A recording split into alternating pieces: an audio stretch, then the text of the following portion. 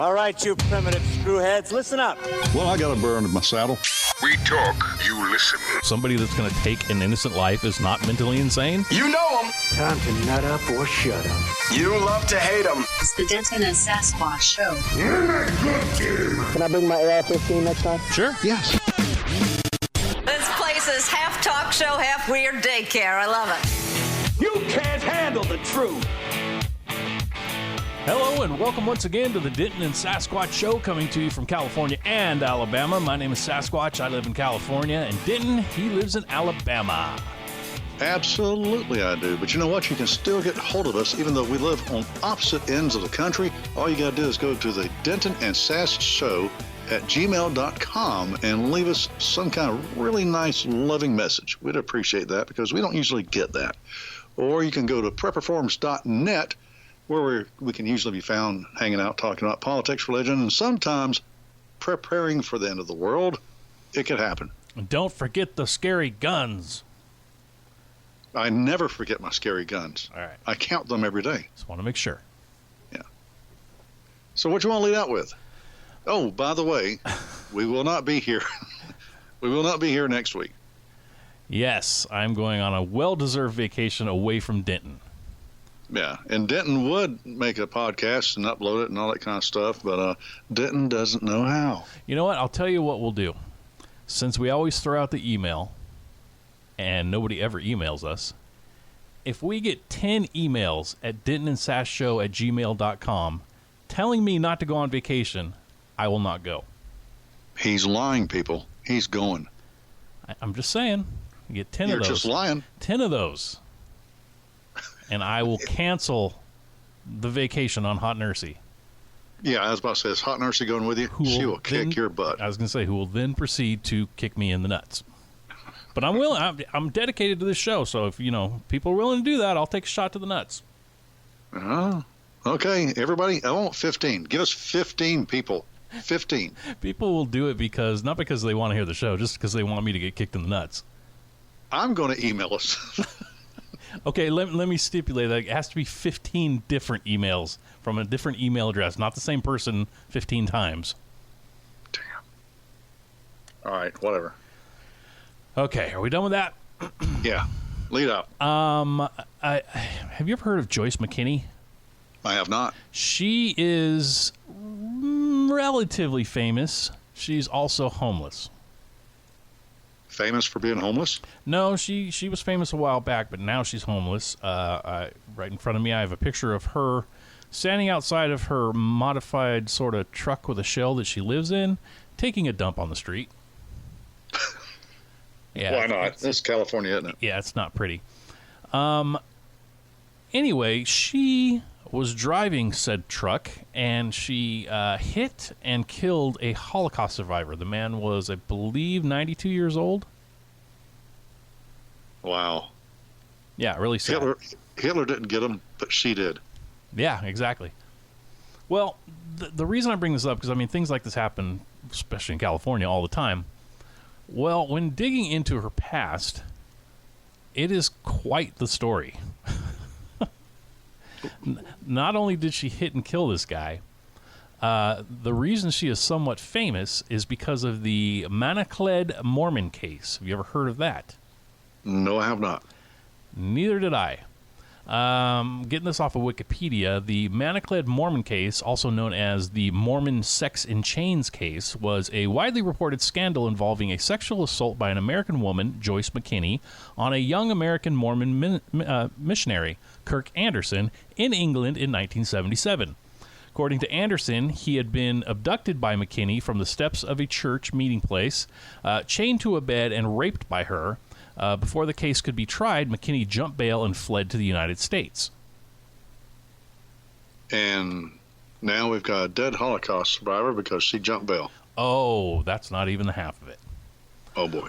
Okay, well, I guess in 1977, this was kind of a big story, at least in California or Los Angeles.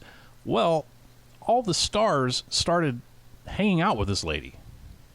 Because of this story, they started taking her to parties. So she was kind of one of those, glam on type of people where she was famous for being infamous, I guess. So Hollywood's been sick for decades now. Yes, that's part of what I'm saying here. No, the other part of this is, I guess, I don't have that in front of me. I'm going from memory on this, but I guess, oh, here we go. Yeah, I think I found it.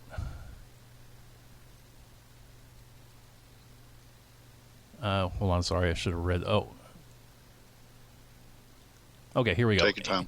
In 2008, a story about a woman named Bernan McKinney appeared in the media after the woman had her pet dog cloned in South Korea. Journalists tied the two incidents together in the articles, identifying her facial similarities. Bernan McKinney was also Joyce Bernan McKinney. So, yeah, she was cloning dogs in South Korea. Then she seduced a young boy, a teenager, and had him break into a house in Tennessee to steal money to buy an artificial leg for her horse. Okay. How far did you have to dig to find this story? Well, I mean, this is all on Wikipedia, so I didn't have to dig too far. But I guess she's fairly well known, all this stuff. But anyway, so she ended up homeless in L.A., and now it was a hit and run. She hit the guy. Well, the police used surveillance video and also witness testimony to find her and track her down, and she has now been arrested for the hit and run murder of the 92-year-old Holocaust survivor. That guy just didn't know her storied past. But when I heard about this, I blew my mind. I was like, okay, she kidnapped and raped a man for one, and then she cloned dogs, and then she had somebody steal money to get her horse an artificial leg. And she was, of course, loved and adored by Hollywood for a long time. And now she's killed a guy and was homeless and pooping on the street. End of sick story. So just goes to show you, kids, come on out to California and your dreams can come true. Oh, I'm disgusted now. Anybody else disgusted? I am. Well, that's a great story to start out with. Well, never fear. I figured we'd draw in the listeners with that one. Oh, I'm sure. Or make them go away. One of the two. Yeah, well, never fear. Denton is here to bring information to the story, to the show. Steve Wozniak, he's one of the co-founders of that whole Apple thing. Guilty. Guilty. Oh, I'm sorry. Okay, well, Steve Wozniak is the last high-profile naysayer to speak out against Facebook. Apple co-founder who deleted his own Facebook private profile last year told TMZ recently that he recommends most people figure a way out of the site due to ongoing privacy concerns.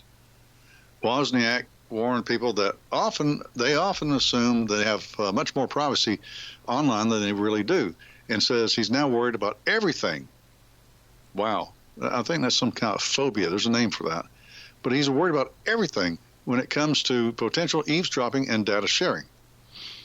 TMZ ran into Wozniak at Reagan National Airport in Washington, D.C., which they're wanting to change that name, aren't they? I believe so. Yeah. And asked him if he should be worried about our devices listening to us. And according to Wozniak, the answer is, well, yeah. I'm worried about everything. I don't think you can stop it, though. Who knows if my cell phone is listening right now? Alexa has been in the news already a lot. The prevalence of connected devices today means your conversations might not be as private as you think they are, Wozniak says. There's almost no way to stop it. People think they have a level of privacy that they don't. Why don't they give me a choice? Let me pay a certain amount and you'll keep my data more secure and private than everyone else handing it to advertisers.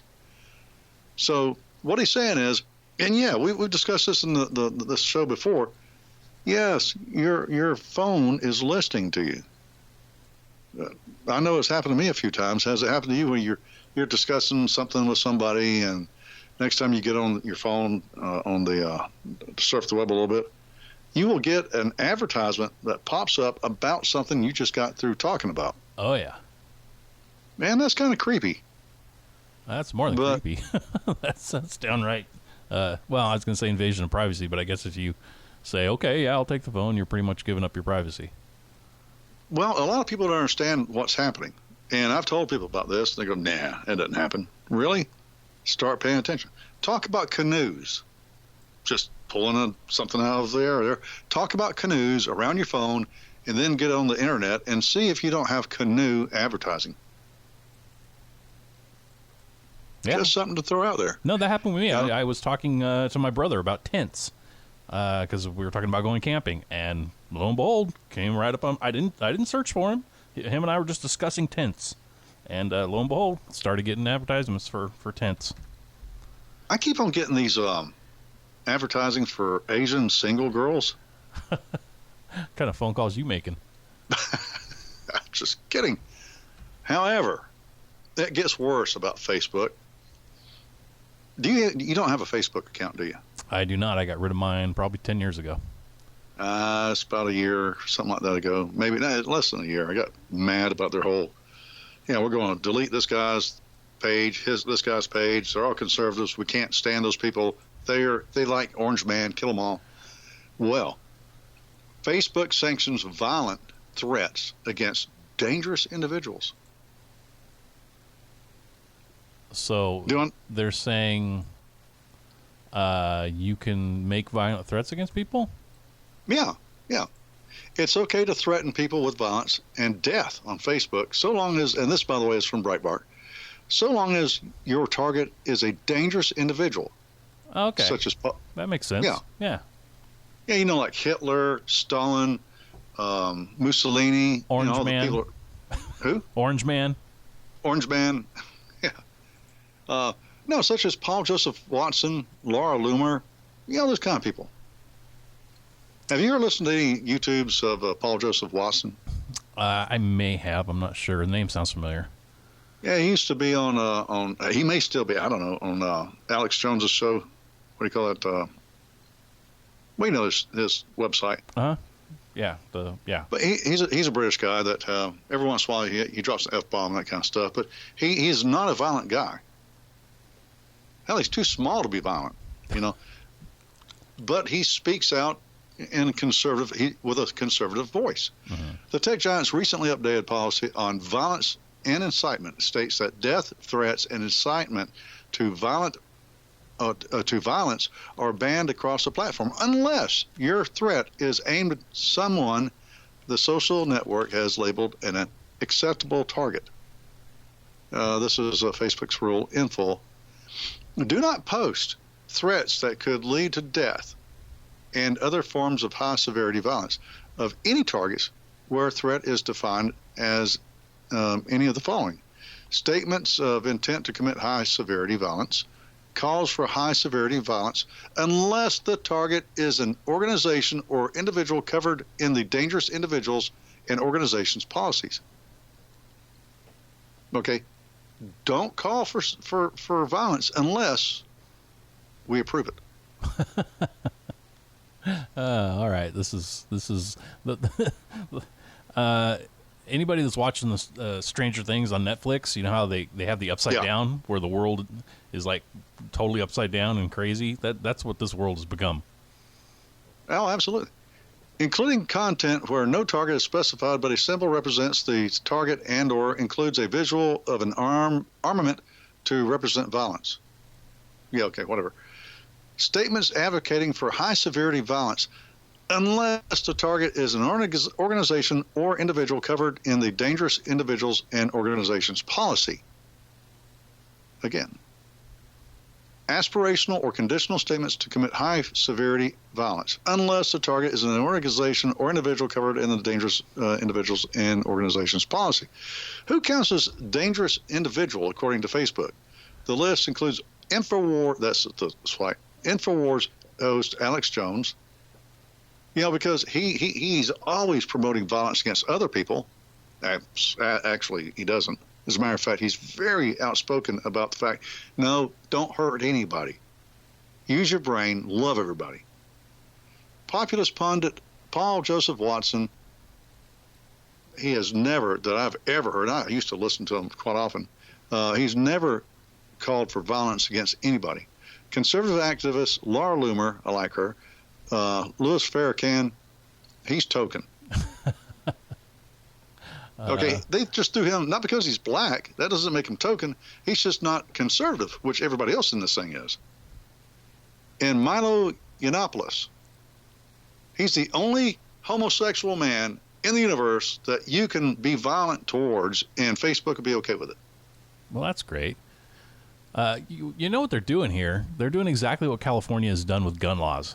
They've made like their policies and California's gun laws are just so numerous and confusing that you would never know if you broke one of the laws or one of their policies. So they could just come at you anytime and be like, hey, guess what? You broke a policy. You're in trouble. No, not really. I mean, if you're a leftist going after any conservative, then it's okay. Now, if you're a leftist going after a conservative that's not on that list of acceptable targets, if you go after a conservative, well, then they'll just put that conservative on the list of acceptable targets. That's how these people work. That's right. Hey, these people are making threats against me. Oh, well, hold on a second. Let us put you on the list. Then it's okay. Yeah, exactly. Now, some more people that's on the list includes black conservative Candace Owens. I'm sure you've listened to Candace Owens. I have, and I have no idea why everybody's got their panties in a wad in their panties or whatever about her, because she's a very nice girl. Mm-hmm. She's very well spoken and calm. She doesn't scream and rant or anything. It's just that she doesn't have, she has conservative views. Have you heard of Brigitte Gabriel? Yeah, that one sounds familiar too. Well, she's from Lebanon. She survived that war back. And you remember when Israel jumped into Lebanon because it was just getting so crazy over there. They had to do something to quell the violence. Mm-hmm. This is, in the 80s, I think, maybe? Anyway, she survived that. Barely. At one point, she was certain that she was going to die. And she's a little girl. She put her prettiest dress on, her son to go to meeting top dress, because she wanted to die looking nice. Oh, yeah, I remember hearing about this girl. Yeah, so she survived, and she's outspoken against Islamism, what's going on in Lebanon, that kind of stuff, and she knows what she's talking about. And we can't have that. So jump in there and incite violence against her because, she's not a leftist. So here it is. This is 2019.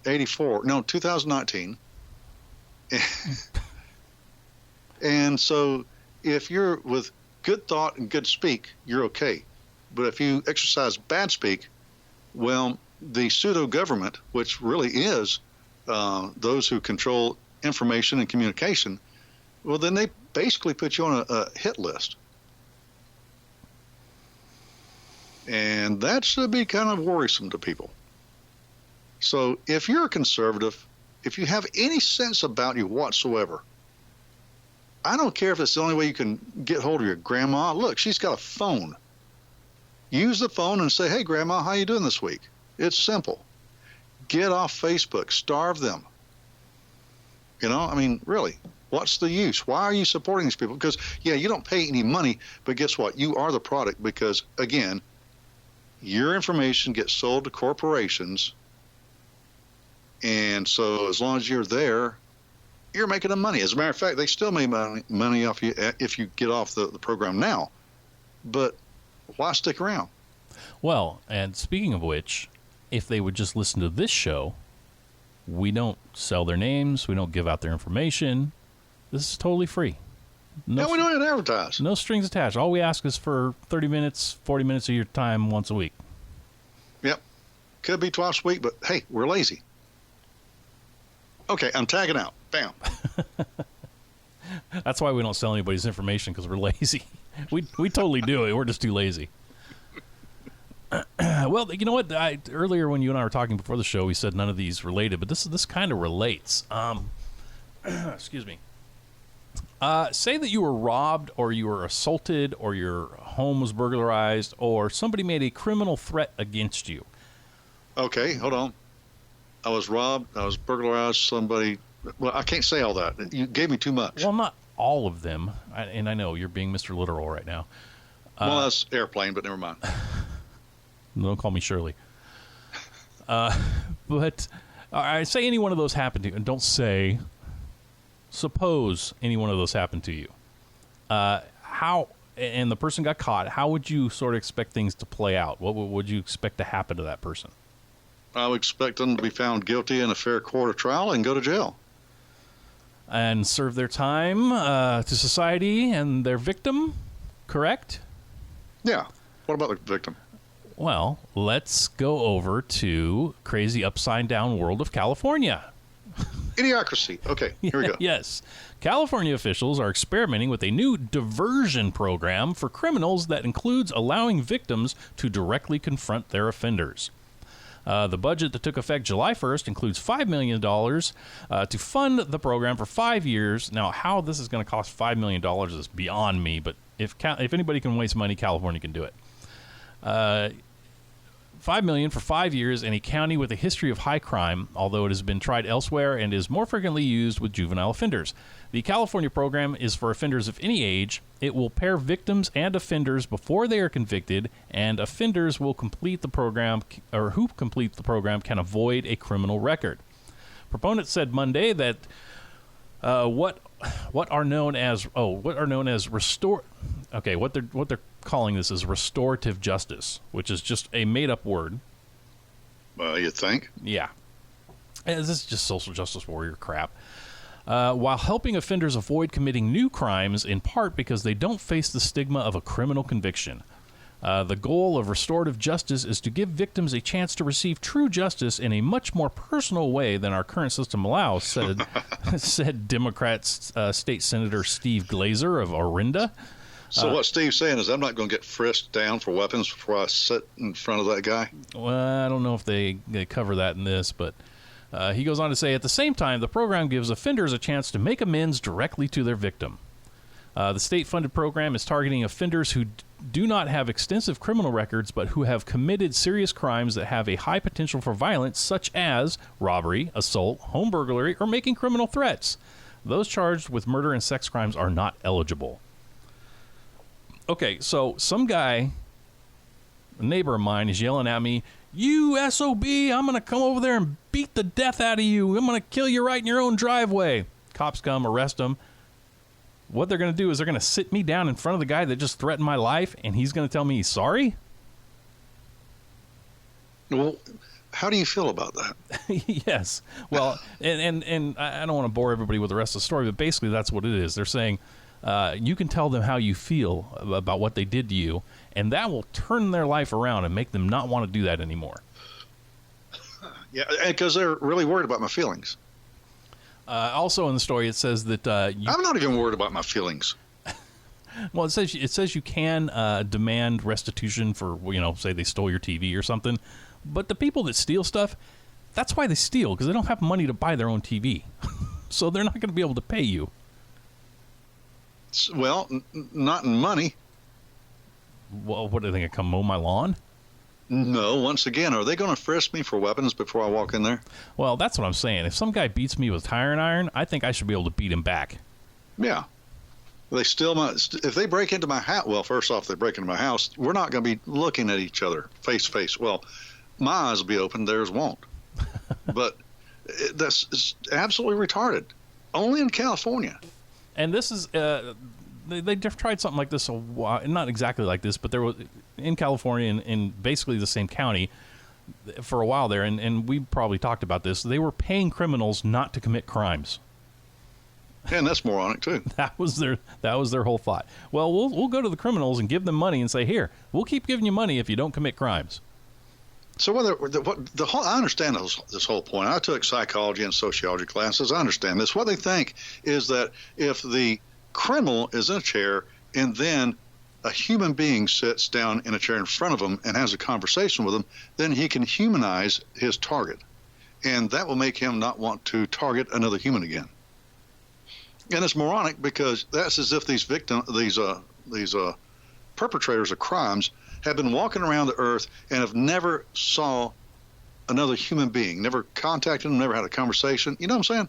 Yeah, I mean, this would work if it was in unicorns fart rainbows land, maybe, but that's not the world we live in. Oh, wait, I almost forgot this part. This is one of the best parts. This was let's see, his name, co-founder and co-director of this is a guy named Adnan Khan. It says here, Glaser sought the money after meeting at San Quentin State Prison with Adnan Khan, the co-founder and co-executive director of Restorative Justice, who was just released earlier this year after serving 16 years for a life murder sentence. But he learned how to con the system. So not only is this just a stupid idea, it's coming from a convict. And California representative said, sure, let's try it. And you're wondering how come it's going to cost $5 million? Well, I that was a dumb question on my part, but yeah. $4 million. That fella has just figured he's conned his way into becoming a multimillionaire. Thanks, California. Y'all can't afford it, but it's going to happen. I got to come up with a scam like this because these idiots in Sacramento seem to just glom onto this stuff. I gotta. Hey, I tell you what, if the criminals wear rocks in their shoes for a week after they commit the crime, they won't do it anymore. Give me $5 million and we'll try it. Yeah. Oh, you have to have some kind of devious amount. Trust me, I work in a military industrial complex, and I see how money is wasted on some of the dumbest and most worthless things. And I keep on thinking to myself, I've got to figure out some dumb, worthless piece of bullcrap somebody will buy, the government will buy. And then once they buy it, what I do is then I close up my business and I go to an island somewhere. That's all you got to do. That's a good idea. Yeah, we need to get our brains together here and come up with something that the government will buy. All right, we will do that. I am tagging out. Tagging out. All right. Well, now let's go to some other cockamamie idea. And then we'll go to another one later after yours. Kamala Harris, who is still in the running for president. By the way, Eric Swallowswell dropped out because apparently nobody's interested in his ban all guns crap, so he's realized he's not going to be president. But anyway, Kamala Harris is still in there, and she now announces $100 billion plan for black ownership tackling racial wealth gap. This is for them to buy houses, right? Oh, yeah. Senator Kamala Harris, by the way, this is another California story, really, because she's one of yours, announced Saturday that she would invest $100 billion of federal money into housing assistance for black families as part of an effort to close the racial wealth gap in the United States if elected president. She says, after generations of discrimination, it's time to give black families a real shot at home ownership. While appearing on Essence's Globe Black Economic Forum, she emphasized the role of home ownership in driving the growth of wealth in the United States. According to Harris's campaign, she would help 4 million home buyers through down payment and closing cost assistance, granting up to $25,000 from Department of Housing and Urban Development. If we eliminate racial wealth disparity in home ownership rates, median black wealth would grow $32,113 per household, and the wealth gap between black and white households would shrink 31%, her campaign said. For those that don't know, didn't just earlier mention she was on Essence. That is a African-American black magazine / TV channel. So what she's pandering. Yes, she's pandering. Now, here's the thing about this. The one race in this country that doesn't get any special treatment or anything is the white guy, or the white people. Because we've been given everything, Denton. Yes, I keep on forgetting. I forget the secret handshake, and I never wear the secret white ring, Well, I know. I just flash my badge when I go to the store, and my groceries are free. Yeah, I hear that if I was to learn the secret handshake, money would come flowing out of the bank for free for me. Yeah, it does. Come on, man. Get with it. Us white people got it made. I tell you what. But, this has already been going on. I mean, I've seen it. I've seen it, Mr. President. I see it. Where if you're a minority, you get preferential treatment, HUD, all that kind of stuff. So what is she saying that's new? Nothing. She is pandering. She is trying to get minorities to vote for her because she's going to give them something that, is already there. My question is, when are we going to start looking at each other as equals? You have HUD. If somebody says you can't buy this house, or you think they're not letting you get a loan for this house because you're black, and this is going to disturb the white folks in this neighborhood, then you make a complaint. You know, everything is already there. Everything's set up where there can't be racism. I mean, there can be, but not through this kind of stuff here. You know, so if you don't know how to lodge complaints or make things happen for yourself, Kamala Harris's thing is not going to do you any better. Just in case. All she's looking for. I was going to say, just in case Kamala Harris is listening, because, obviously she'd listen to the show. You can't hear me? Now I can. All right. I said, just in case Kamala Harris is listening, I want to ask, does the family that got in the brawl at Disneyland get this too? You saw that, did you? Yes, I did. Yes, they need a house, so they'll stay there. Clown house, maybe. Yeah. So, this whole pandering, that's the one thing that they hate Trump for, is that he has raised all ships. He doesn't view somebody as being black. He may view him as female, obviously, but, black, Mexican, whatever. Everything, when the economy gets better, there's no longer any infighting because everybody's doing okay. You don't have to be like a bulldog, guarding your chow bowl there, because all the other dogs got bowls of food too. So I think that Kamala Harris right now is beating a dead horse. And if she's not, she's being racist, because guess what? There are poor white folks out there that would like that too. There's not that many Asian people, because they seem to be smarter and harder working than the rest of us. But hey, good for them. Got anything to say? I was just really quick trying to check out where she is on the leaderboard of our 23 Democrats. I think she's like third. Really? That close?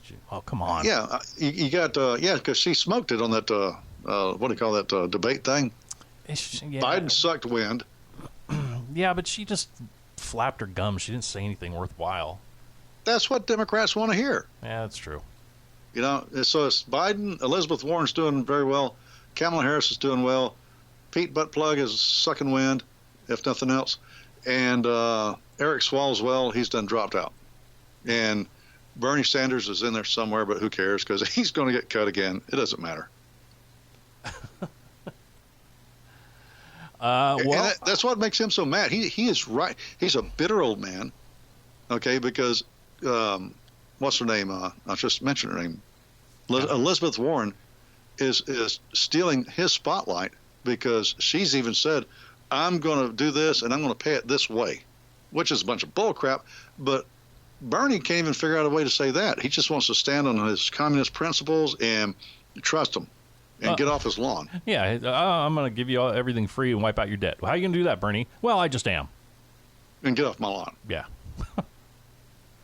So that's all of that one I can think of. The world done gone crazy, like our friend Slippy says.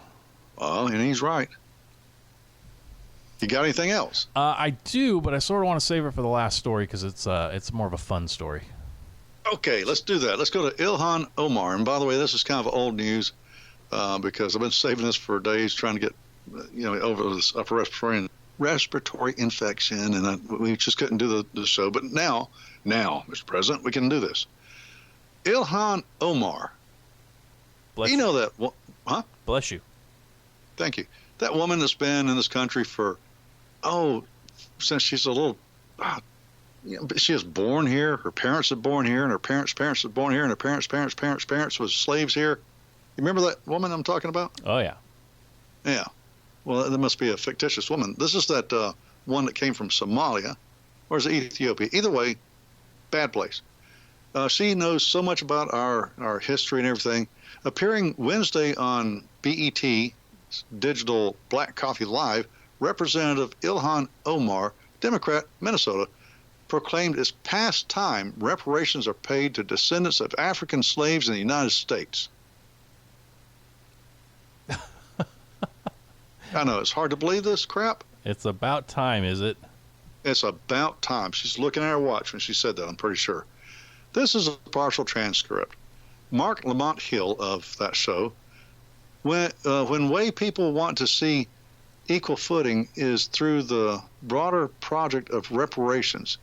You know, H.R. 40 is a big part of the public conversation in the last couple of weeks. Where do you stand on reparations? Representative Ilhan Omar says, yeah, I'm signed on to H.R. 40. Great answer there, Dingbat.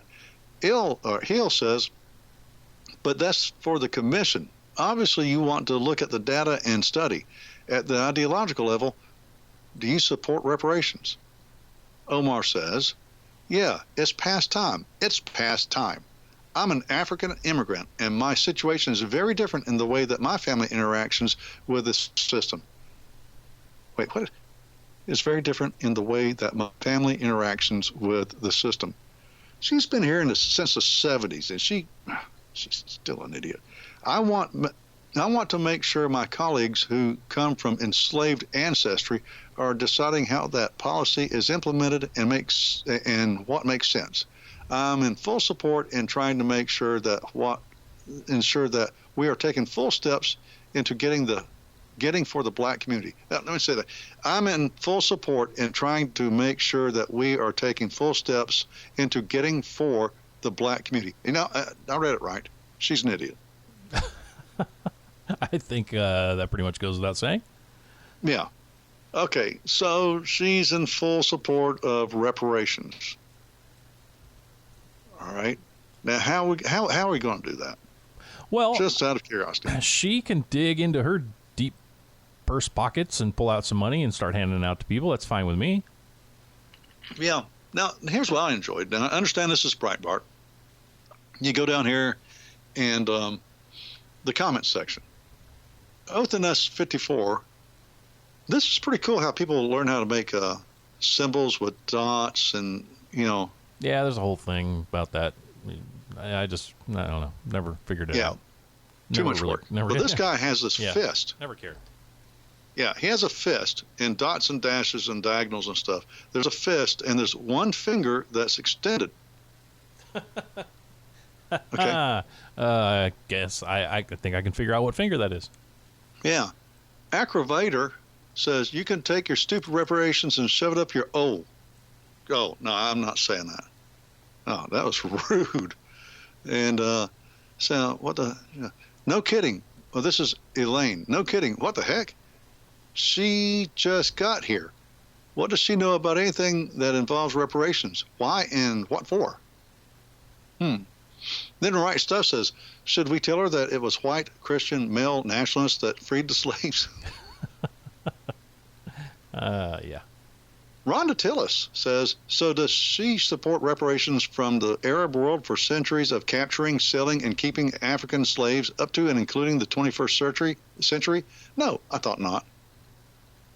Now, recall, it was African tribes either catching people from other tribes or selling their own worthless people of their own tribe, and the Portuguese sailed them over here. Wait a second. You just solved our problem. Selling what? We're going to sell the worthless people from our tribe. I wonder who will buy a bunch of liberals.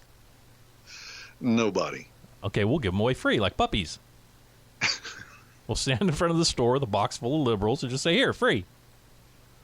Hey, we'll give them to the Chinese. They'll just eat them. Oh, there you go. Hey, it's a win-win situation. Exactly. But you get the point there. You know, a lot of people are looking at this going, that's stupid. And it is. I'm sorry. You know, how are you going to... Look, 2019, my son, okay, he has no idea about the past when it comes to this. Why is it that his future has to be taken from him to give to people who weren't any more a part of the slavery than he was? Moronic, stupid, idiotic, imbecilic, Democrat, liberal, same thing. Yes. Okay, I'm off. Next. All right. Are we ready to finish this up with something a little more lighthearted? It'll be fun. All right. My buddy Harai Toy. Say that again. Harai Toy. Harai Toy. I think I'm saying that right. Yeah, he's from Indonesia. Well, he spotted a creature hanging from his curtain rod by his ceiling recently and was unable to identify it, saying it looked like an alien.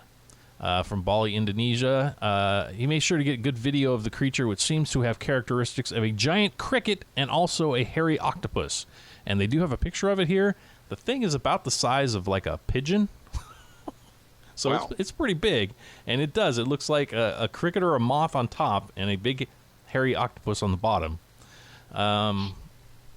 Let's see, where did it go? Stranger still, he allowed it to remain in his home because it was raining that evening. He explained in his YouTube caption, "I will let it stay in my house, but only for the night. I don't want it to scare my guests away." Hari also noted, "It's not something I've ever seen before. I don't think it comes from this neighborhood." Well, it turns out that the creature is a Cretonotus gangius, a species of arctine moth found in Southeast Asia and Australia. And the tentacles hanging off the back of it that make it look like an octopus are actually the insect's 4 pulsing scent organs, which come out of its backside and emit pheromones when the moth is seeking a mate. Now, personally, if this were my house, I would have grabbed my big-ass size 13 shoe and smashed the hell out of it. I'm just thinking of his mindset. You know, it's raining, so I'm going to let this unknown huge creature stay in my house for the night. I'm going to bed now. Well, Good night. this is how some of the best horror movies start. Yeah. That thing would jump on his face and start assimilating his body in the middle of the night. Yeah, that's what I was thinking. His pheromones emitter thingies are out there. Harim, whatever his name is taking a nap. His mouth's wide open because he's snoring. You know, the critter puts on some love music. So if you happen to be listening to this podcast on YouTube and you're looking at the picture that's in front of you, that's what that thing is. Wow, that's pretty stupid, creepy, and funny. Well, at least it's not somebody trying to give something away or murdering somebody. So I thought it was, good way to end the show. Yeah, I think it was. Well, as you can tell, the world's done gone crazy, but hey, guess what? It's going to make it through next week because we're not going to be here to report on it, so it can't end next week. So what do we do? Well, I know next week I'm going to be drinking up. And you're going to be partying in Yosemite? Yep. And I'm just going to be working because I don't know how to make podcasts. So everybody, hang in there. We'll be back with you, not this next week, but the week after, whatever date that is. And you just drink up and just wait. We'll talk to you later. Bye.